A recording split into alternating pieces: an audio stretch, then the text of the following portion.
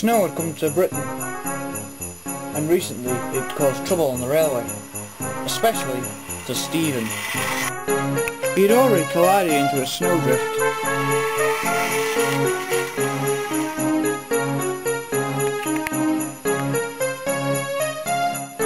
And had slid off the rails due to ice.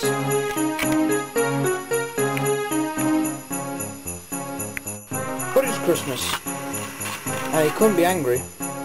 And the thing he enjoyed most of all was the seaside station. The station is situated along a stretch of track that goes past the sea.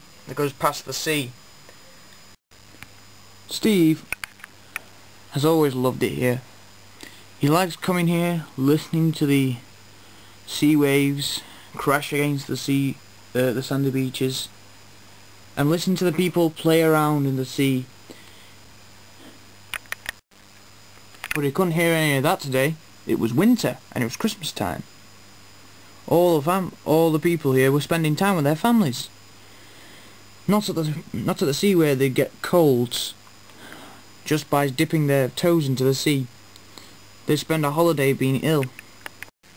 It was 2 days till Christmas, and Stephen was waiting for a train to be prepared for him at the station when he noticed an engine. The engine was big and green, with a huge tender and a huge cab. His wheels were very long and sturdy, but he was in a very, very grumpy attitude. "Good morning," said Stephen. "Sorry, good morning to you." "I'm Stephen. What's your name?"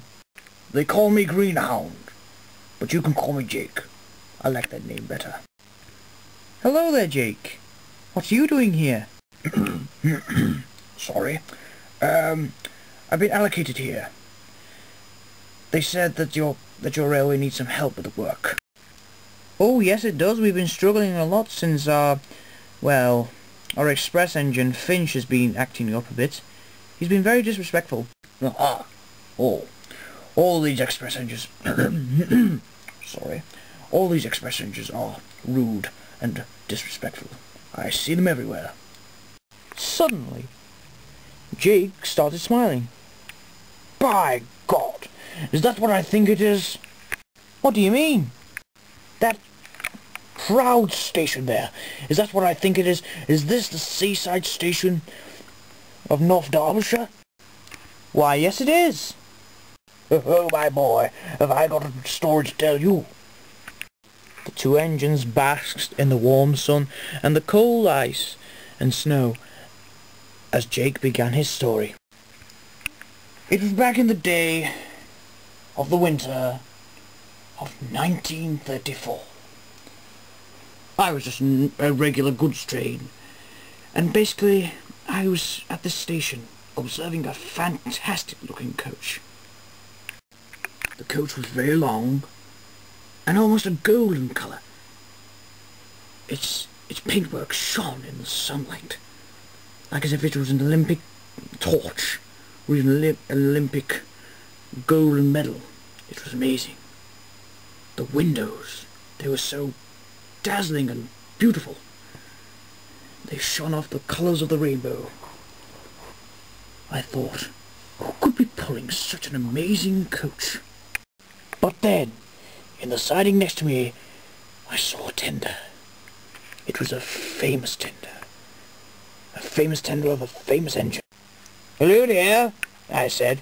"Are you the one they call Flying Scotsman?" He didn't reply, but he gave a calm and graceful as if to say, "Yes, I am." "I say, old boy, are you the one to pull this magnificent coach?" "Indeed I am," he said. "But I have a problem. My fire is not working properly. I think the coolness of the air is affecting it." Then an idea flew into my funnel. "I say, would you like me to take this coach? I mean, I may not look proper, but it would do you a good job." "My dear boy, I would let you pull this coach if I had to. Discuss it with your driver and the station master, and maybe it might happen. But it doesn't matter if you're a goods engine, express engine, or even something else, as long as you pull it with grace and care.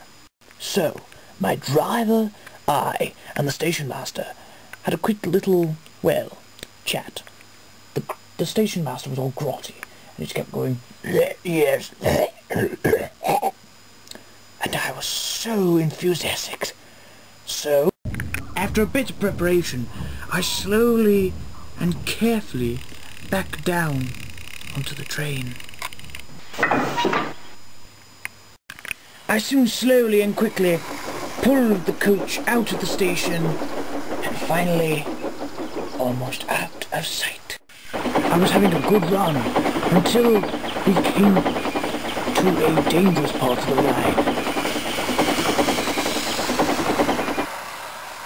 Snow had fallen pretty hard, and soon it began to run over and collapse onto the track. I could see the snowdrift and couldn't stop in time. I felt totally embarrassed and very, very cold. The passengers were grumpy, but until my god and fireman told them, they fell respectfully silent. My driver had banged his head on a shovel that was in my cab. He wasn't hurt, but he had a big lump on his head. I had a look at it. He said it was nothing, but I said, "Good golly, you should get to the hospital, man." He did not say anything. It wasn't long till I was back at the station. Flying Scotsman took the coach away, and I was embarrassed. But soon I forgot about it, and remembered that I was home at the seaside station. So, my boy, did you enjoy that story? I certainly did, Jake. Thank you. That was amazing. Look, they put the Christmas tree up. It's so fabulous. I like it. Merry Christmas, Stephen. Merry Christmas, Jake.